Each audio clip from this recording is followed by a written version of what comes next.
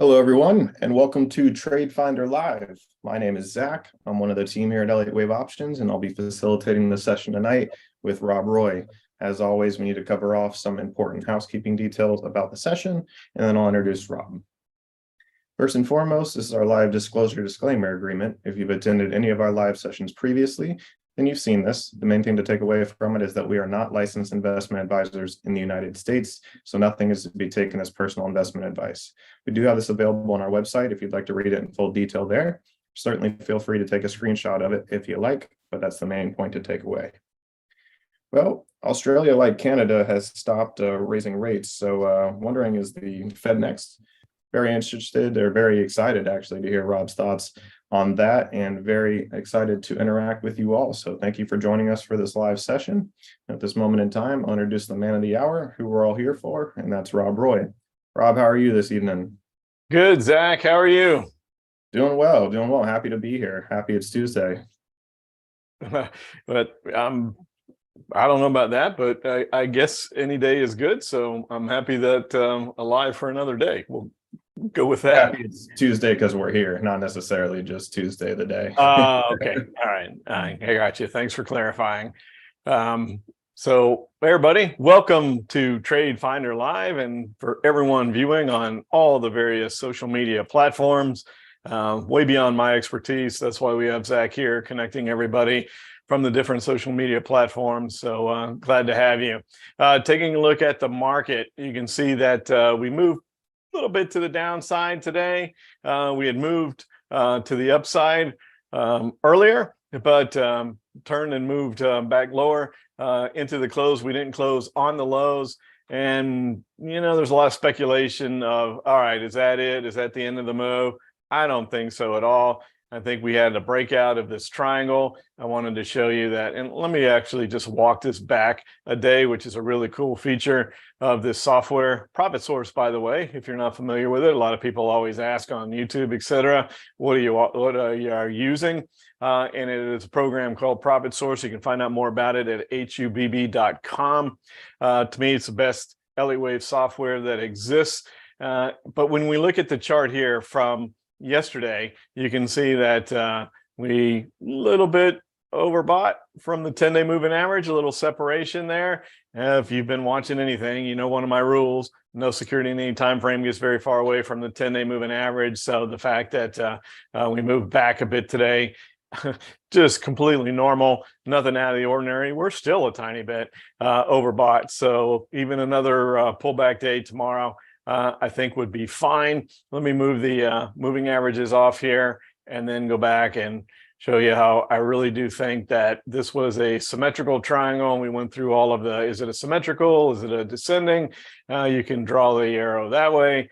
You can draw it up through here, regardless of where you draw the lower line, which is the higher lows. You can see that we had a breakout. We talked about on Friday that, gosh, the volume wasn't so good. And then all of a sudden, we have a above average volume day and then two lower days. So yesterday's move, a little higher, low volume, and then a move back to the downside today. This all looks super constructive to me as far as a potential continuation of the move higher. We're going to look at a number of different things. As you mentioned, Zach, the big news today was that the Australian Central Bank said they're going to pause. Canada had already done it. The Federal Reserve has not said that yet. So the speculation now exists of, with these other central banks saying that they're going to pause, evaluate, see where things go. Is the Federal Reserve next? They haven't said that. They're acting like there's at least 25 more basis points to go. But could they surprise the market and not raise in the April meeting? I think that could be a catalyst from a technical standpoint away from Elliott Wave. There's the zigzag I put on the charts for you. Talked about getting above 410 would be key. Now we did close back below 410 today. I don't think that's super positive, but the fact that we are above the 10-day moving average, perhaps this just moving in through some of this consolidation that exists right through here in that 410 area from very end of January and early February. So I don't know. Everything looks pretty constructive to me. I don't see anything through this chart that looks negative from a breaking back down. Like, could that have been a false breakout to the upside and a big move lower? I don't see that right now. If it was going to be that way, I think we would have had a bigger move back to the downside on more significant volume, but we had a pullback on below average volume, as I just showed you today. So it looks pretty constructive to me. And I think we have to, keep in mind that there's a likelihood that we're going to go up and hit these zigzag targets. The first one would be the 61.8% extension. And if we move above that, then we're starting to look to see if we move up to that 100% extension. When I add the DMI on, you can see there is separation between the two directional indicators, the positive on top telling you the buyers are in control. But the ADX is still way down around 15. It's got to get above 20. It's got to break above that negative directional indicator. So there is some work to do from the DMI if we're going to confirm that we will indeed break above this resistance area around 410 and then start to move towards that first C wave extension and then potentially the second one. So there's nothing in my mind that says, hey, be concerned yet. That could all change. You can see going all the way back to August of last year how important the 410 level is. So we've got some congestion here. We were not able to break above it at the end of January and early February, moved back down, tested 380. Now we're trying again. So can we do it this time? And if you're bullish on the market, you didn't want any more follow through because we had gotten overbought. And if we were to break up to say 420 or so, clear this area of congestion, but do it when we're already overbought, it wouldn't have held. When you break a major point of support resistance, break out of a triangle or break a major moving average, whatever, and you do it when you're already overbought, it never holds. It always comes back. So some consolidation here, let the 10-day moving average catch up, and then we'll see if we get a kick higher and move to the upside. So that's the way I see the charts. Looking at the TNX, you can see that we have this move to the downside. We are now in a 5-wave to the downside pattern that has labeled. I didn't like the significant move down in rates today. It's okay if we break below this 34 area, even though in past recordings I've talked about I wouldn't be upset if we just moved into a trading range here between 34 and 40 on the TNX. That would have been okay with me. I think the market would have been okay with that. I think the market will be okay if we break below this, as long as it's not a significant move lower. We don't want more of these big bars to the downside, because if we have those, that means that significant money is moving into the bond market. As you know, prices and yields move in inverse proportion. So prices moving up, yields and rates moving down. And the scary part is that we had this pretty good run here from August. So breaking down below here, there's really no support in the way. So if it was a, just kind of a slow, steady 45-degree angle move to the downside, you could make an argument that that's a good thing, depending on what's happening with the equities market and the volume.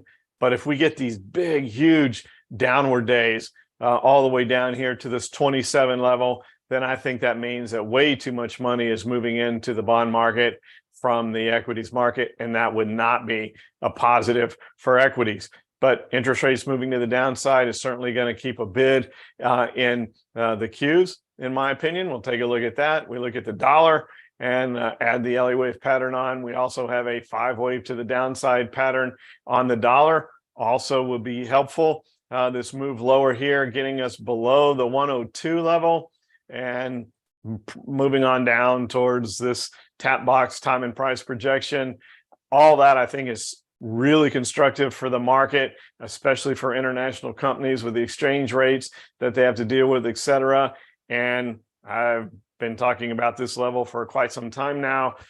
As long as the dollar can hold somewhere in the 96 area, then I think that's the Goldilocks area. We still have a fairly strong dollar at that point, but not so strong like we were back in September that it hurts international companies. So if we get, this move to the downside here on the dollar and perhaps a lower move on the TNX, as long as I just don't like this bar today.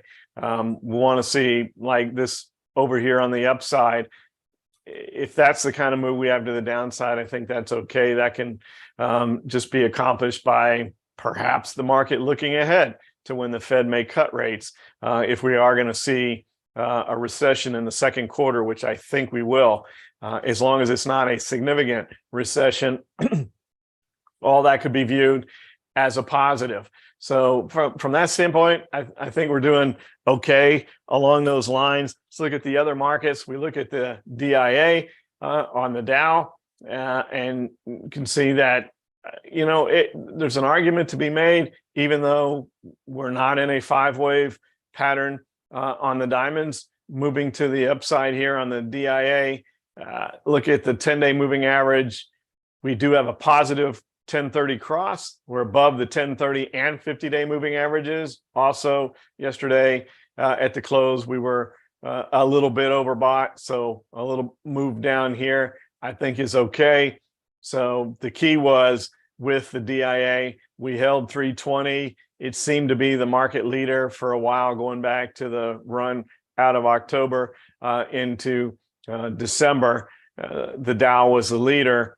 The DIA, it doesn't have to be the leader. The Qs can be the leader, but you don't want to see the Dow fall apart. And that's what would have happened if we couldn't have held 320. If we didn't hold 320, then I think we would have likely come down here to 290. Once again, the move in October from 290 up to 320 was just pretty vertical to the upside. And if we couldn't have held that 320 level, there wouldn't have been much in the way for a downward move. But we did hold, and we got a little bit overbought. Now the resistance on the DIA is a little higher here than on the SPY at 340. So even a couple more sideways days here, I think is really constructive for the DIA. Now let's look at the Qs, which have had reassumed the leadership role, and I think that stays in place. 67% extension on the wave 5, almost into the tap box. Once again, a little bit overbought from the 10-day moving average, but good separation between where we are and 310. I'd make an argument that even if we came down and tested 310, that doesn't mean that the move in the Qs is over. It was a pretty good break. You see, we went sideways here at 310 for about a week and broke above it. So coming back down to test it would be healthy. Moving up here towards that wave 5 high, allowing the 10-day moving average to catch up with perhaps another sideways day or two. I think that's constructive as well. So the Qs do look like they are the most well-positioned of the three markets. You could make an argument that that breakout of the triangle on the SPY could catch up. And so if you have the SPY and the Qs doing well, is it okay if maybe the Dow is not the leader anymore? I think that's okay. I think that works out really well. Now let's look at the Russel. If you're really looking for, all right, are we in a risk-on, risk-off environment? You want to look at the small caps, and that was not a good day on the small caps, and above average on the selling today, unlike what we had on the SPY. So that move, we should probably go back and look at the Qs and add volume in here, and I'll come back to the IWM.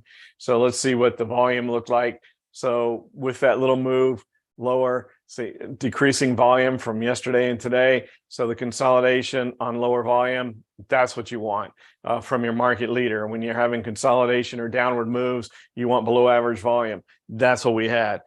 So we're still not, however, in this general market view of it's risk on, go for it, all in. We don't have that, because if we did, we would have better action out of the IWM.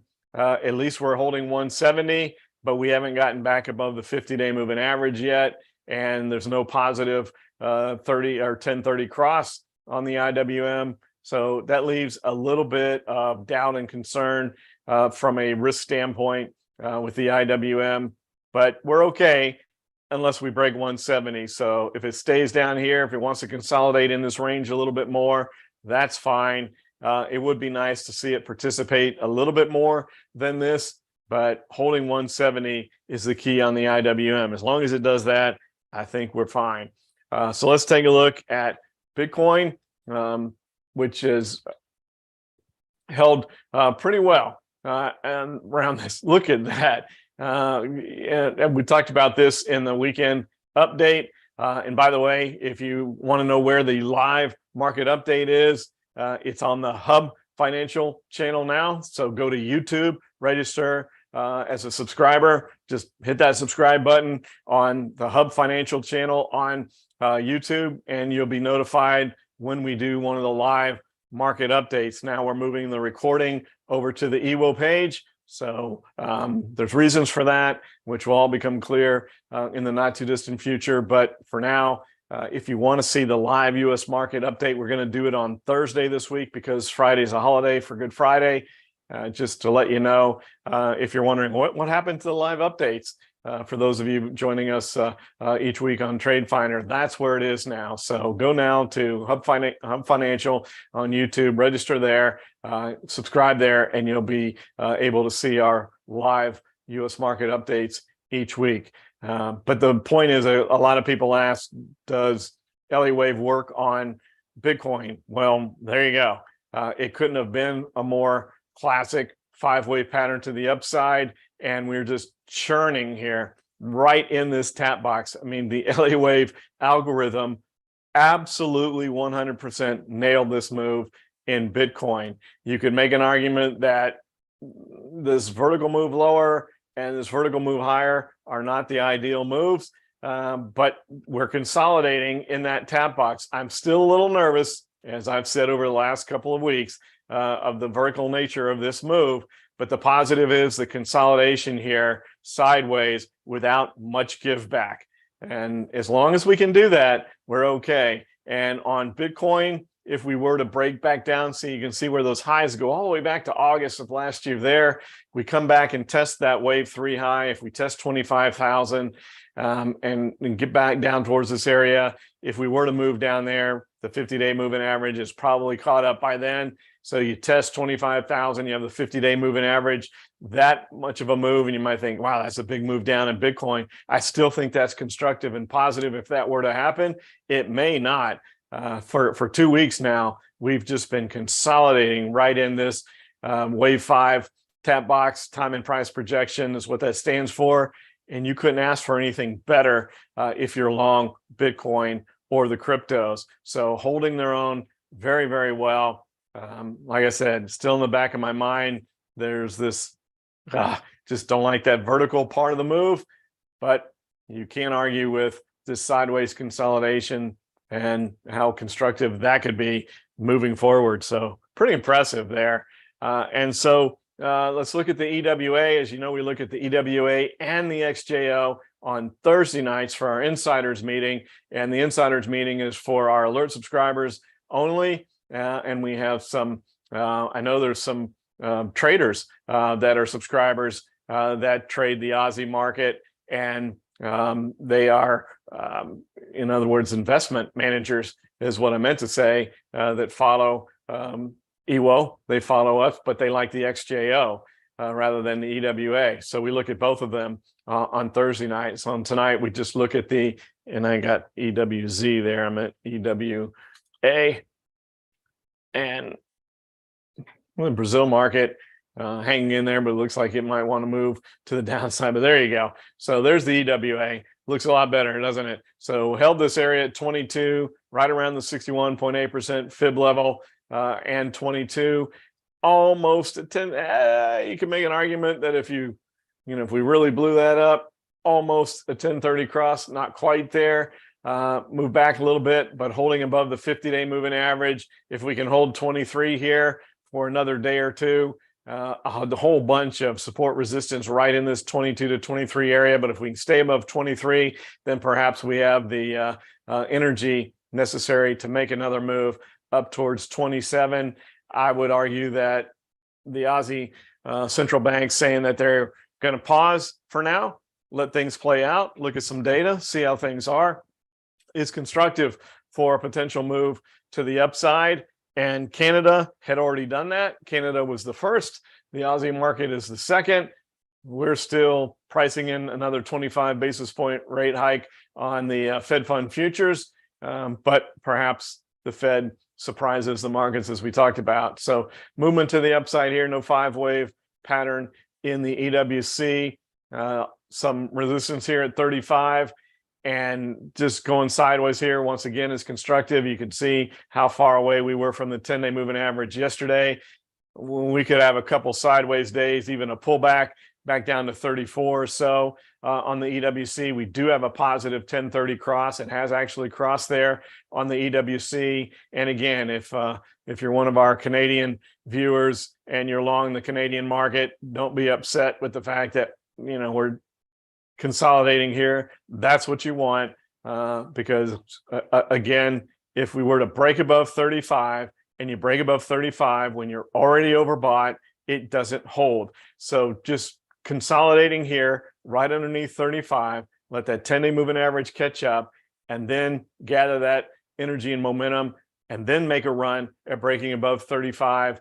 You could have something really special going on the EWC. When you back into clean air, you could be looking at a run back to this previous 4 here, all the way up to the 38.5 area. That's one heck of a run that could occur in the EWC. So let it go sideways for a while, even a little bit of a pullback back down to 34 would be okay. So let's churn here between 34 and 35, rest a bit, and then try to make that break above 35. And like I said, I think you could do a lot worse than going long the EWC if that were to play out. That would be pretty impressive. Looking at the INDA, India friends, look at this. We finally were able to get back above 39. That had been resistance. We broke below it, and note that the tap box is gone. So it's looking more and more like that is the end of the wave 5. So we tapped the 50-day moving average on the high, have a little doji there. Even if we come back down to 39 on the INDA, just a little bit of a pullback, as long as we hold 39 and then bounce, I think we're likely to come here to that previous wave 4 at 40.5. That's what the Elliott Wave rules would state. Then we have to reevaluate. So get the INDA to 40.5, test that previous wave 4, and then we'll see where things go. But if it does pull back a little bit because of tapping the 50-day moving average on the high here with that little doji, as long as we hold 39, we're okay on the INDA. Nothing looks too negative here on the INDA unless we break below 39. And then that changes everything. So let's see what Germany has been able to do with the EWG. And man, so impressive here to me. We had that big run. The German market outperformed all the markets that we watch, at least from October all the way into the beginning of February with that run, that really classic 5-wave pattern to the upside.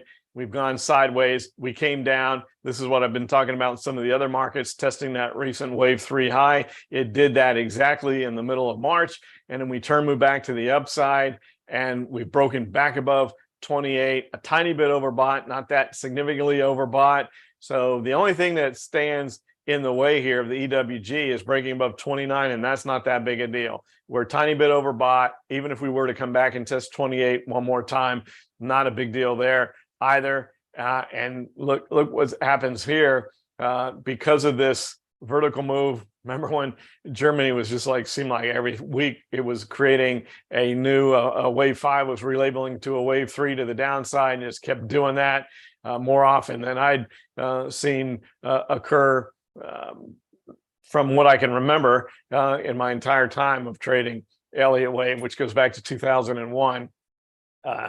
So yeah, it didn't do that. So moving back to the upside here, let it consolidate a little bit, a break above 29. I think we go to 31 on the EWG, and it could be fairly quickly. I mean, this kind of a move here that's occurring could continue.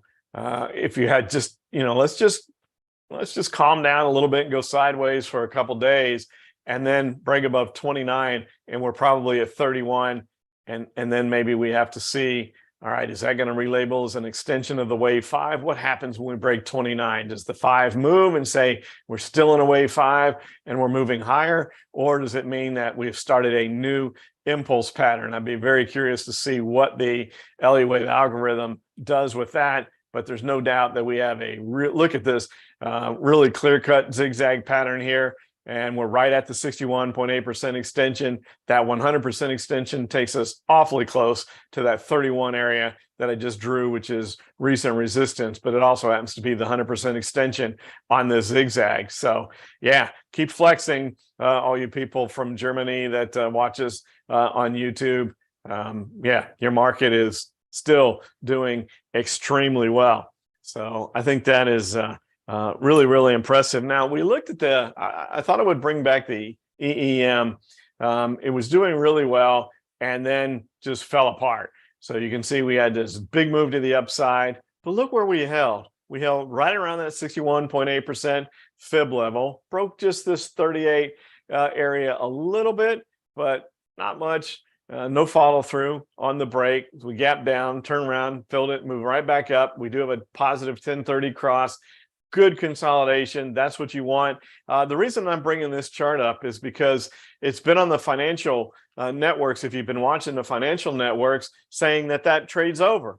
There have been some people on there saying that the emerging markets move, while it was good at the end of last year, is done now. I don't know. It doesn't look like that to me. If we break below 38 with follow through, all right, then I would be in agreement with that, because at that point, then we probably are coming all the way down here to 34 and testing those lows from in October. But we haven't done that. And until we do that, I'm not sure what people are seeing when they're saying that the emerging markets trade is over. It looks to me like we made a nice move up here. We're consolidating. We're allowing the 10-day moving average to catch up. We're above the 10, 30, and 50-day moving average. We're allowing the 10-day to catch up to this consolidation here. I don't see where it looks like that move is over to me. So I think if you're, and I know some of you are because you send in messages watching the EEM, as long as we can stay above 38, I think you can stay long the EEM. So I disagree with some of the commentary that's been on the financial networks that trade's over. It looks like it just rested a bit. It consolidated from this big wave 3 move, right where you would want a wave 4 to move, and we could continue to turn and move back to the upside. So I think that looks pretty good myself. So I just thought I would throw that in there. All right, so let's take a look at some of our recent case studies that we've looked at on previous trade finders, and we just have a few that would be considered open. So FFIV was a strangle, and you go back and see there's our descending triangle. We made a comment about that was a pretty vertical move lower, and I think the way it's playing out is that was too vertical, because when you look at it, you can see that really nothing has happened. This is extremely rare when you have a triangle that doesn't break out. Nothing's 100%. When you have a good triangle, they break out an extremely high percentage of the time. Sometimes they form larger triangles. And I don't know that, some may say, well, it is forming a larger triangle. The 140 level has held. But then when you look at this and say, that's completely discounting these highs around 155. And if we didn't have those highs in October, in November, in December, if we hadn't hit those highs all those times, and then again here in February, I would say, okay, you can discount those and look and say, well, we are in a larger triangle. It's just more shallow than what we thought at first. It wasn't as vertical of a upward trend line, the lower highs. But I don't think that it plays out that way. And perhaps coming back down here to the 140 level, we're going to create some sort of a different pattern. We look at the ADX, it is moving to the upside ever so slightly, but it is moving higher, kind of that bubbling effect, the lava underneath the volcano, the analogy I use a lot. This could be one of those unusual ones where you just don't get the kind of breakout that you're looking for, because we had the breakout to the upside, we came back down right in this area of support, and now we're moving again. I don't like this shallow move, but it may turn out that that is what occurred,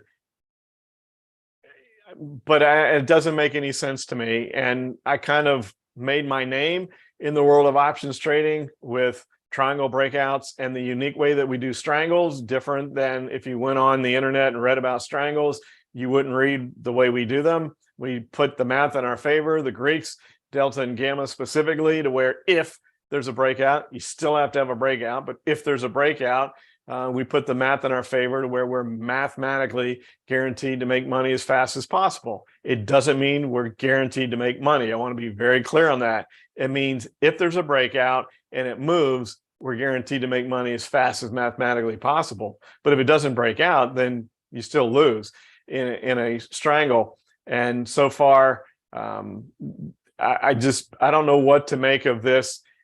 I would almost say that unless we break to 150 in the not too distant future here, and you can say that it was just odd, maybe this is one that we want to let go from the strangle sphere, if you will. I don't like to walk away from decently formed triangles, but this just doesn't make sense. This is an unusual one, and when you see something that's unusual like that, perhaps it's time to go. Now, maybe we get a good breakout in the next few days and we get above 150, and you can say, well, all right, it was odd.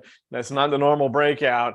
Because you could have argued here, all right, there's the breakout and we tested the breakout. That's not unusual at all. The unusual part was that fact that, okay, we broke out, we came back down to the support, we started to break again, and then came back to support again. That's not the way it usually works. And now we're trying another run. So I don't really like the way this one is set up.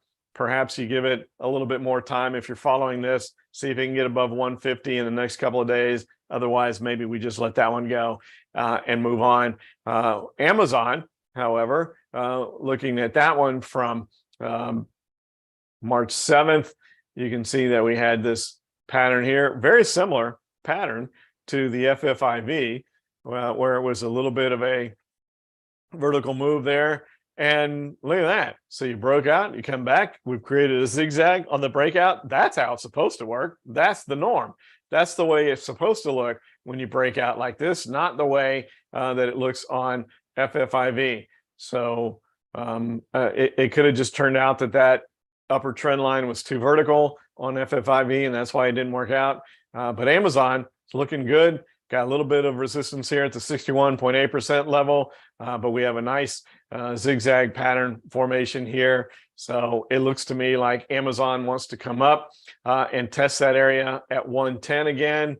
It got too vertical when it tried it there back in January. That's why I don't like vertical moves, because you see we had to come all the way back down, reset, start again.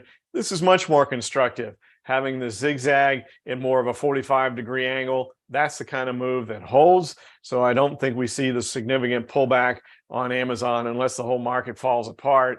That I think that we continue to climb up there. So that looks really good. And then last week, we added in the SLV. So I did want to show you that we did send this out as an alert to our alert subscribers, as you can see. So we followed along with what we showed you. This was the alert that went out, and this is what the alerts look like at EWOTrader.com. The difference between our alert service at EWOTrader.com and the TradeFinder is TradeFinder. We identify trade considerations, case study considerations, and then you're on your own from there. At EWO, we will send you out alerts on the entry, any adjustments, and the exits. And you can see that we did post the exit here on March 31st. We had a 30% gain in 2 days. I'm going to take that every time. When we get 30% in 3 days or less, then I tend to take it. That's just kind of one of the rules. So that was a really nice move to the upside. And at that point in time, it looked like we nailed the exit, because watch what happens. So there's the move there. And it's like, all right, we're right in this whole area of resistance here. And you put the moving averages on. We're a bit overbought from the 10-day moving average. So perhaps we're going to consolidate for a while. And it looked like, gosh, we nailed that exit. Look, there's the consolidation right there at 22. And then bam, look what happened today. So if you're still following the SLV with that breakout, be hard pressed not to take that gain. We already had 30% before today with that big move. Frustrating to me, because I thought we would stay at 22, perhaps just a little bit longer, and then give another opportunity for an entry. Was looking for, okay, when can we get back in again? Let's take that quick gain. Look how long it consolidated at 22 in December, in January. So I wasn't necessarily looking for that, but perhaps a little more consolidation, let the 10-day moving average catch up. So now you look at it and you're like, okay, now we're really overbought on the SLV. That's too much separation. There's no way I'm chasing that. So if you're still in SLV, I think you could take your gains now. And then, let's see, perhaps we get a test back down to 22. And that could be the entry. That would be no harm, no foul then, if that were to occur. But if we take off and run from here, it's probably not going to hold, and at some point going to come back down. And I would hate to see that. So for a couple days, it looked like we nailed the exit until today. And I just, you can say maybe I got a little bit too careful, trying to get a little too perfect here on the sideways move. And that's certainly what it felt like with the big move to the upside today. But if you are following this and you're still in it, I hope you get an opportunity to get out tomorrow with that kind of gain. That's way too much separation for me. It doesn't have to come back down and test 22, but a little bit of consolidation. I'd like to see a little bit of give back here. I'd love to see it come down and test 22, because I think that's another great entry for SLV, especially with the dollar in a 5-wave pattern to the downside. That's how they tend to move. So the dollar in a pattern moving lower, metals are going to move to the upside. But we didn't get such a significant move down in the dollar to warrant this kind of a move higher. But all in all, that's good. So we're taking that one off. You are very greedy, I think, if you don't take the gains from that. Even if it has some follow through tomorrow, I think there's going to be a better entry at some point in time with consolidation and hopefully a little bit of pullback. I might not get it. That's what I'm looking for. It may not happen just because that's what I'm looking for. Certainly market doesn't really care what I'm looking for. It's going to do what it's going to do. That's the pattern I would like to see from here. But as I said, it may not get it. But there's too much separation here. There's just too much.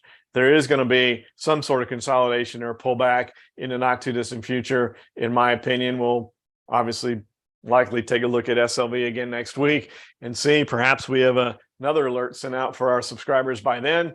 But we'll see. The next couple of days, very important for what happens here. But nonetheless, if you were following along with this, you did extremely well. So I think that's probably a very big positive for you. All right, so let's see if we can find a case study consideration to follow for tonight. And we'll take a look, and we have a number of stocks that, look at this, the big boys are still there. So we've got both Googles, GOOG and GOOGL, Microsoft, Adobe, Super Microcomputer. So you can see what's moving to the upside here. Edwards Life Sciences. Remember when we looked at that before? And I made the comment that this used to show up it still does all the time for whatever reason, I mean, Google is number one on my book. If you're a newer viewer and you haven't heard that before, in the time I've traded Elliott Wave since 2001, the number one stock, the stock that I've had more Elliott Wave trades on than any other by far, has been Google. That's just, it's just Elliott Wave patterns show up all the time on Google, and they show up a lot on Edwards Life Sciences, but there hasn't been liquidity in the options. But we looked at that before, and there is.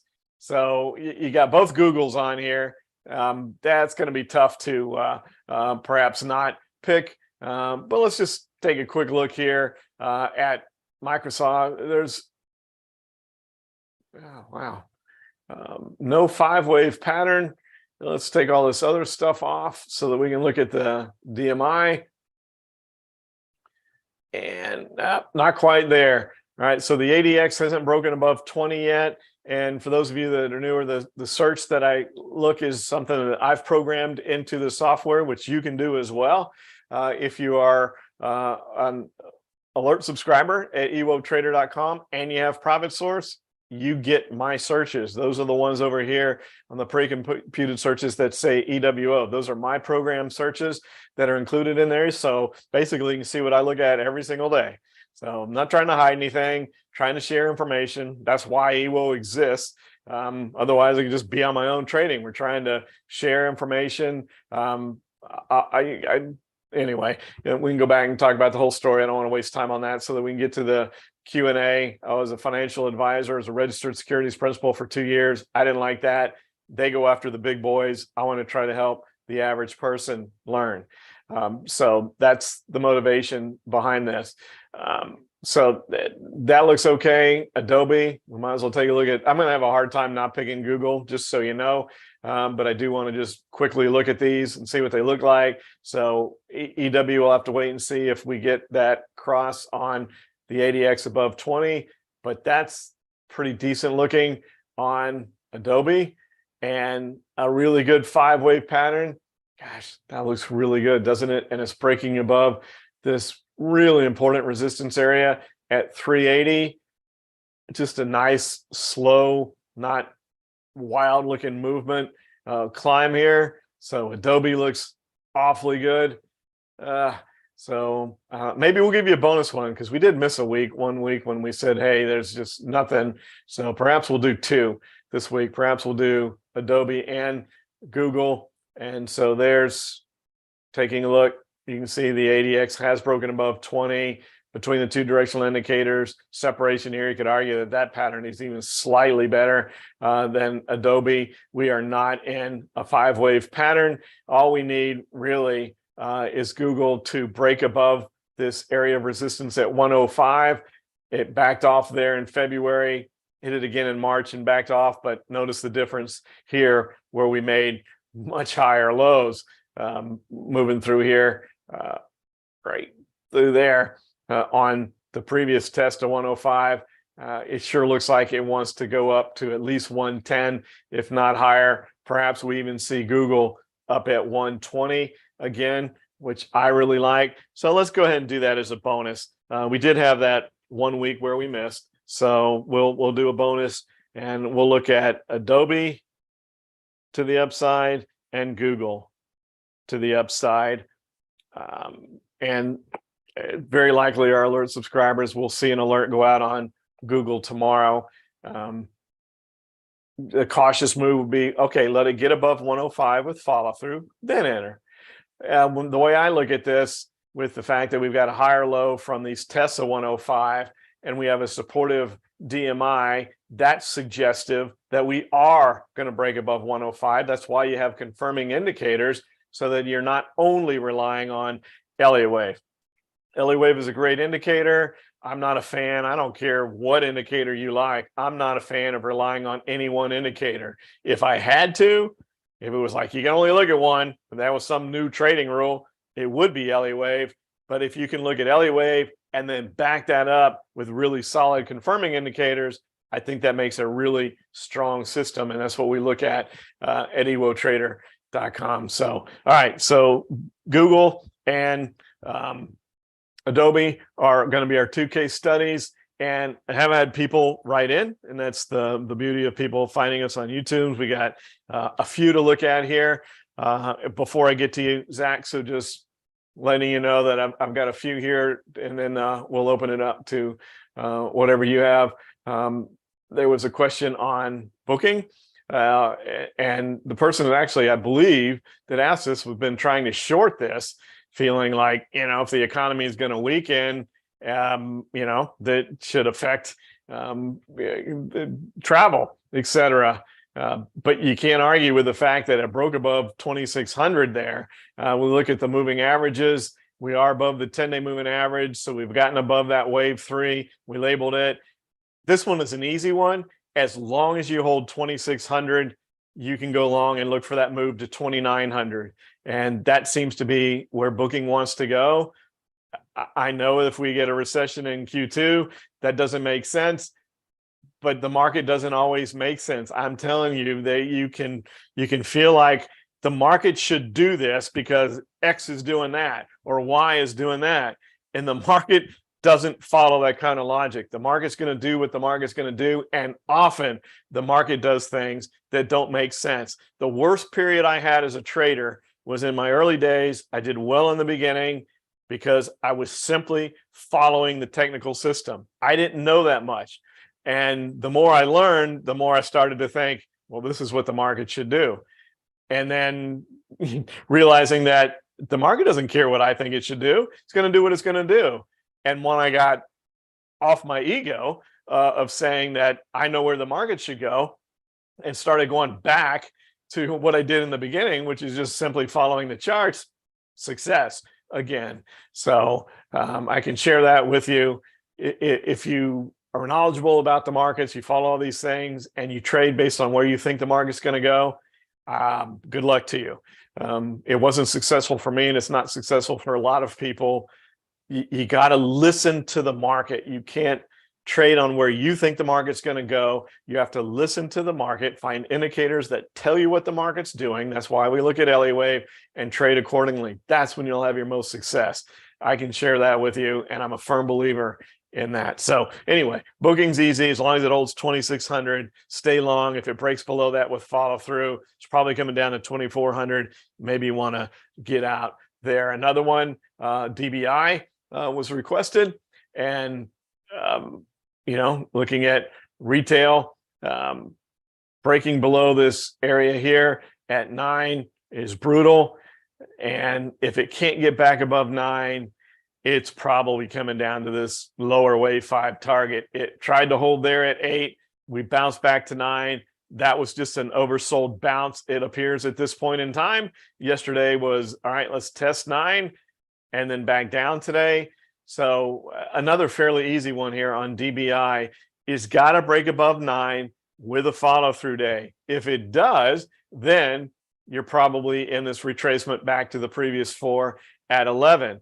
But that has to happen first. And I submit that if it can't get back above 9 with a follow through day, it's more likely heading lower and probably breaking that low at 8 and moving lower from there. So pretty easy one there. And then last was Tractor Supply was requested as well. And nice looking pattern here. And you're at a wave 5 that has an 84% extension, 55% wave 4. So that could go up to 100. Breaking above 240 was really key yesterday, but no follow through today. So we broke above 240. If you had a follow through day, I would say, yeah, you're off to the races here, but it came right back down and tested 240. It was a little bit overbought from the 10-day moving average on the high yesterday. At least it held 240. So a couple sideways days here, let the 10-day moving average catch up. And then if you break back above 240 again, I think you're good to go to the long side there. And that could be really good as far as a long there as well. But it's got to get above 240 with a follow through day. And then you have something. Until that happens, you have to be concerned, is that resistance at 240 going to hold? And if it does, and that wave 5 is over, well, then you're looking at coming all the way back down here to 210. That's a pretty big move. You wouldn't want to stay in for that. So that's the key there. Above 240 with follow through, probably a great looking long, but it's got to do that first. At least we didn't break back below 240 and it held it, but it didn't give you the follow through day today that you might have liked. All right, Zach, that's it from what I had. So take a few questions from what you've got on your end. Awesome. Sounds great. Thanks for the presentation, Rob.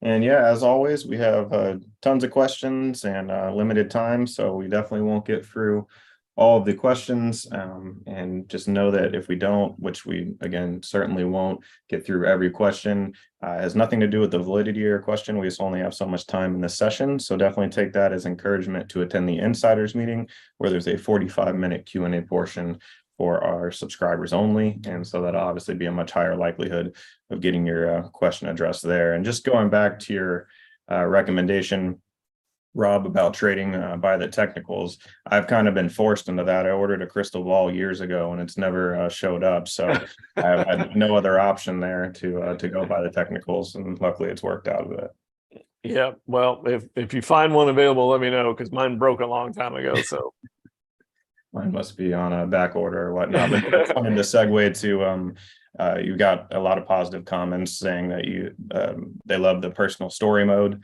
that you're in, and they want to have a story time session one day. So maybe we'll have to look into making that happen. Oh, that would be interesting. I appreciate the comments, and I'm happy that people are interested in my story. I have been around a long time, so I feel like I do have some things to share, and we could make that a long session. So maybe we'll do that one day. Rob's personal history, whatever. So anyway, right. Go ahead. Let's get into some questions here. So we have requests for oil, and I'm going to give you another symbol aside from USO. Yeah, oil's a good one. And look at how it held today. That's impressive, isn't it? Because that big, huge move yesterday. And if you didn't see the news, OPEC basically came out and said they're going to cut production. They were angry at the U.S. because the U.S. did not. The U.S. said they were going to fill their strategic petroleum reserves, the SPR, that they had released when oil got high. We said we were going to do that. We didn't do it. So OPEC said, all right, screw you. We're cutting production. They were angry at us. And that's what happened. And so that's why all of a sudden you got this big jump back up to 70. You have to be impressed that with that big gap up yesterday, it held 70. We've been looking for this for a while. And if we can stay here at 70 and hold that, then we could be running on oil. And we looked at OXY, I think last week maybe we looked at it at the live update on Friday. But everybody knows that Buffett bought a whole bunch more OXY. He looks pretty smart right now because he bought it before this happened.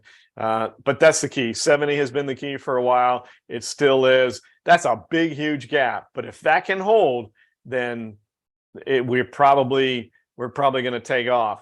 But let's see. That's a big gap, and it would not shock me to see it come back down and test that.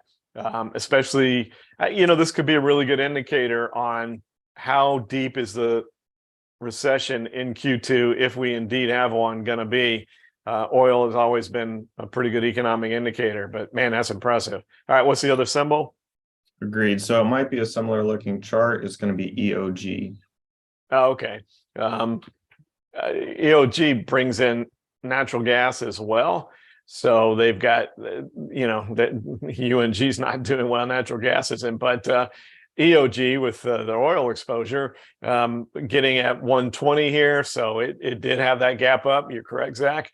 Looks very similar with the gap up, and then holding at 120, also similar to USO holding at 70.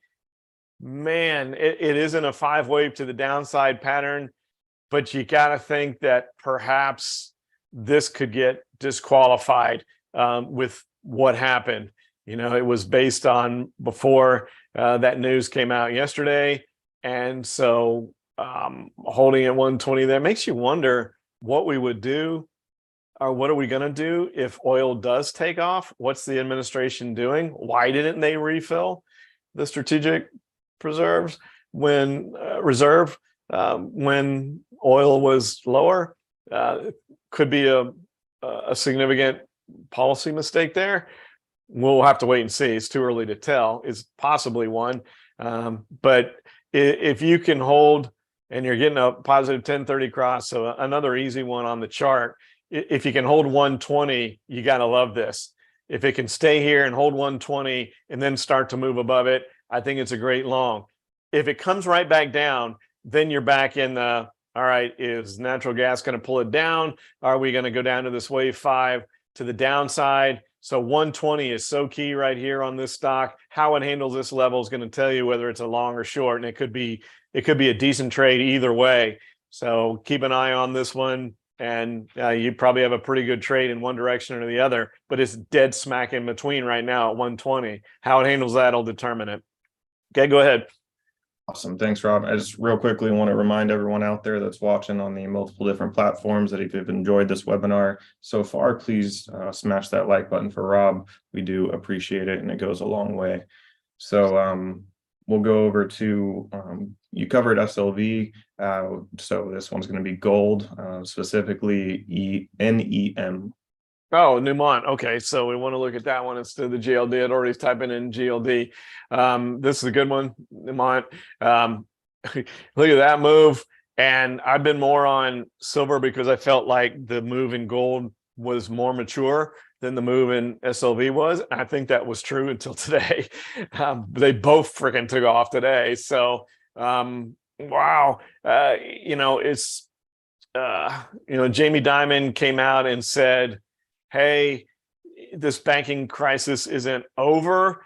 It's calmed down, and maybe the worst of it is over, but repercussions are going to be felt for some time. And a lot of people pay attention when Jamie Dimon speaks, the CEO of JP Morgan. So when he talks, people listen. Is that what put this bid here in the metals? Yes, the dollar went down. Yes, interest rates went down, but not as significantly as gold and silver went up. So I wonder if those comments played into it a bit. So is there a little safety mechanism to this move to the upside today? But wow, that's impressive. But you know what I'm going to say next? So we got the break above 50. We need to have a follow-through day here. And if you can get follow-through on this, it's not that overbought. There's great consolidation going into it, an attempt at a break above resistance, which is what happened. If we can get follow-through and somehow break above 55, this is off to the races. So from here, it could go higher, but it's likely going to bump its head a little bit at 55. But I thought SLV was going to bump its head longer at 22 than it did. So take that for what it's worth. But it probably at least stalls for a day or two at 55. But if it could get above 55, look at that move from the downside, and you could really have something special here. I would keep an eye on this one. If you wanted to be super aggressive, you could try to trade it if you get a decent day tomorrow up to 55, and then just watch it. It doesn't mean you necessarily have to get out at 55. It just could have some consolidation there. But anything above 55, that looks fantastic to me. Awesome. All right, we're past 10, Zach, but flip your coin, pick one more, and all right. I did ramble on a bit, so just for the subscribers' benefit, do you mind if I pass you through two? No, that's fine. All right. So first one is going to be Microsoft. Oh, that was on the, Mr. Softy, if I had looked at that one on the search, then we would have saved this question. So I don't know if somebody saw that on there, if they wanted it anyway, but here's the issue. I've been watching Microsoft too. So this is the reason that I didn't look at it on the search, is that I know that we're right at these highs from going back in August. We got a doji here today. It's had one heck of a run. Yeah, you got a great looking zigzag pattern here.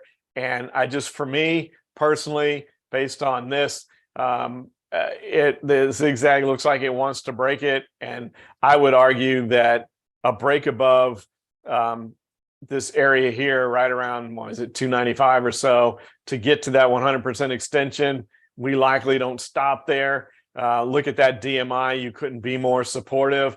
I think that that's just a pit stop, and we probably have a C wave extension to the 161.8% level there. I just want to see it get above here first, because those are the highs from August. And with this doji, maybe there's a little bit of a pullback. The DMI is suggestive that this move is not done. It's a strong move. We are likely to break above 295 and go. So if you wanted to be super aggressive and just go long, I don't think I could argue with that. But from a slightly more conservative standpoint, I would say let's let it get above there, and then you got plenty of room for the next move. But yeah, good looking chart and interesting. Okay, next one. Thanks, Robin. So the final one for this session will be TWI. TWI. Titan. I haven't looked at this one in a while, so you can see that it is in a 5-wave to the downside pattern. Your best hope is it's at 10, and if there's institutional ownership in this, which looks like there's some based on the volume, perhaps they're going to try to support this. I guarantee you they didn't like this move down to 10 here. So if the institutions come in and support, because with 10, it allows investment objectives of growth and income for investment companies, mutual funds, et cetera. To own the stock has to be above 10. If it breaks below that, then there's a time frame in which they're forced to sell, because you can only own single-digit stocks if you have an aggressive investment objective. So there could be mutual funds and institutions that are forced to sell. So instead of that, what they often do is they'll come in and buy it, try to support it so they don't have to sell, and realize the loss that exists, and see if they can't create some sort of a short covering rally, which gets them back to the upside and off the hot seat.